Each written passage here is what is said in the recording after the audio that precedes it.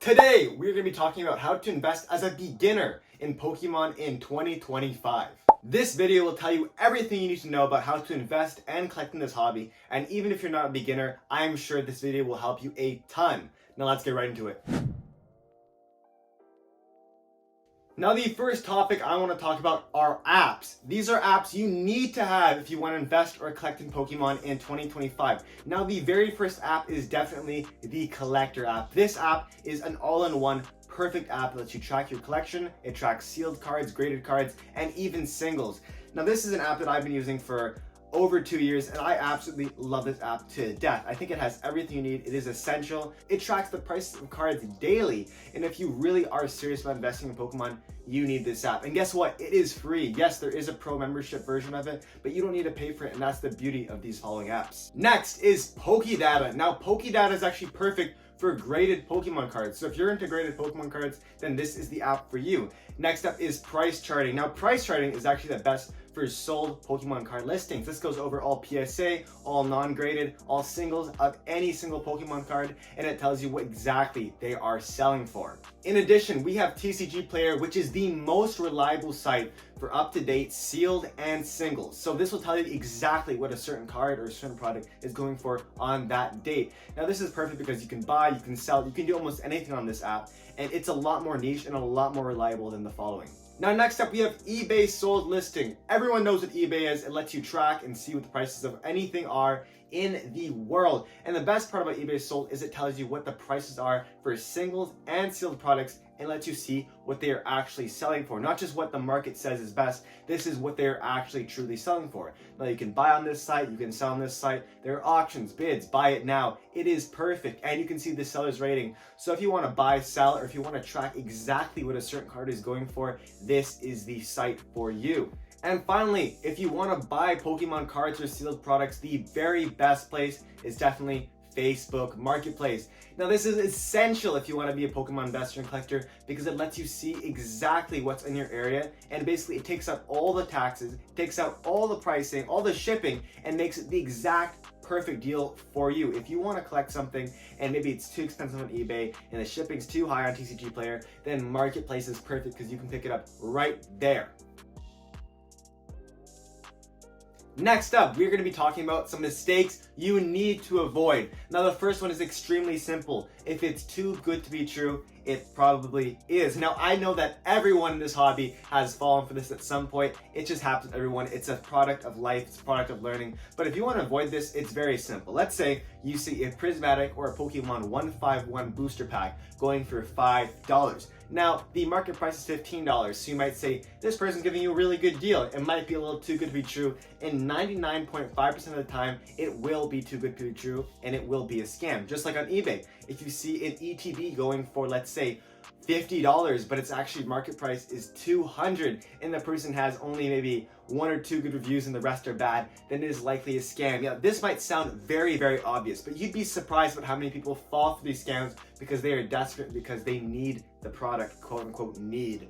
And that's why you need to avoid this ASAP. The next tip I have so you don't make mistakes is to always use PayPal when doing transactions. Now, PayPal is actually owned by eBay, and it is perfect because let's say you're buying something that is from another state, another province, something, and it's getting sent to you. Well, you're not 100% sure if that person's going to scam you. So the best way is to pay through PayPal. So worst case scenario, you can get that money back if they truly do scam you. Now, I've been scammed before, and if I used PayPal, this wouldn't have happened to me. So I don't want this to happen to you. And the final thing, the very final mistake that people are making is that they are buying Pokemon cards on release. What this means is basically, let's say Journey Together just comes out. You should never be buying those singles on release. You should never be buying those boxes on release because they will always crash or at least dip in the market. We saw Journey Together boxes go for almost $300 on release day, and things like the Lily's Clefairy go for $600, $800 USD. Now we look at them and the boxes are $200 and the Lily's Clefairy are like $300.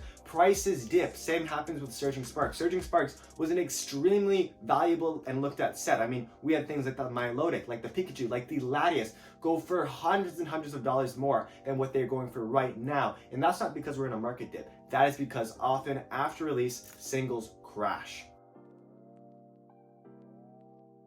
Next up, that's very, very important for any beginner is budgeting. Budgeting is crucial for any part of investing, and it's especially crucial in the Pokemon TCG. Now, what this means is basically if you are making $1,000 every month and you need $500 for rent, you need $200 for a car, and let's say at the very end you were left with $200. Now, to budget successfully, you want to basically put at least a third of it aside for, just in case emergency. And let's say you have $120 to spend extra. That $120 will be put towards investing. And now what you want to buy with that $120 or whatever it might be is you want to buy something that will be evergreen and go up for sure. You don't want to buy something like a collection box. You don't want to buy a tin. You don't really want to buy an ETB, even though ETBs are solid purchases. You want to buy a booster box. And if that means you have to save up for a few months, that is what you have to do. Because let's say worst comes to worst, something bad happens and you need that money ASAP. You don't want to have to sell these collection boxes, these singles that people don't want. You want to sell a box ASAP right away and get that money,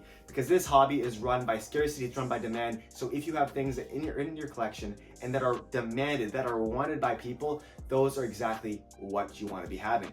And I know it's tough. People like singles, people like sealed, people like booster bundles, people like these miscellaneous products like these collection boxes. And yes, you can enjoy them, you can keep them, but just know it is risky and that they're not the best investments as something like booster boxes. Now, the most important question, the very most essential question if you want to invest in Pokemon is, what do I buy? What should I purchase? What should I invest in? And I've broken this down into 5 categories. We have $25, $50, $100, $250, and finally $500. These are our price ranges, and I will give you one product for each of these ranges. If you have $25, I recommend you buy a blister pack of Evolving Skies. Now, Evolving Skies is the greatest set of the entire Sword and Shield era. It may even be better than some of the sets in the Scarlet and Violet era, and it is essential if you want to be investing. And you know what? You can't do very much with $25. What I would actually say is you should probably save up and buy some of the products later on in this list, because it's hard to sell these really cheap items, these $25 packs. I would rather you invest in something that's a little higher. But if you have that $25 budget, this Evolving Skies blister pack will be perfect. If you have $50, I recommend you buy a booster bundle. What a booster bundle is, it basically contains 6 packs sealed in a nice little box. And why this is good, better than normal packs, is because it is more compact, it is more desirable, and it is more bang for your buck. If you want a certain set that you should be investing in, I would say definitely invest in some earlier Scarlet and Violet sets, like, Scarlet and Violet Base, Paldea Evolved. And if you really want to go for Sword and Shield sets, you can invest in what's called pre-release kits of things like Lost Origin or Fusion Strike. These are all amazing sets that will go up in the future, and having it sealed in this type of case is the perfect things that investors and collectors will want in the future, and it has the demand that is necessary for buying. If you have $100, then look no further until a ETB, an Elite Trainer box. Yes, ETBs are amazing purchases. They're not on the level of maybe things like booster boxes, but ETBs are still amazing purchases. Things like Lost Origin, Silver Tempest, boxes like Brilliant Stars and Chilling Reign, these are all amazing purchases because the Sword and Shield era is done. It's gonzo, it's out of print, and you need to be buying these products ASAP. Now, if you have $250, I recommend you buy a booster box for sure. The following sets of Paldea Evolved, Twilight Masquerade, Scarlet and Violet Base. These are essential and amazing boxes that are some of the most anticipated and enjoyed of the entire Scarlet and Violet era, and if you pick these up, they are guaranteed successes. And finally, if you have $500, I would recommend you buy a booster box of either Fusion Strike, Chilling Reign, or Lost Origin. These are 3 GOATs of the Sword and Shield era, and if you have them in the collection, they are guaranteed to go up, they're guaranteed to do well, and they are easy to sell. If you want to sell this product ASAP, if you need to for some emergency, for something, if you just want the money, if you list this on eBay, Marketplace, if you list it on TCGPlayer, it will sell like hotcakes, and it will sell so easily.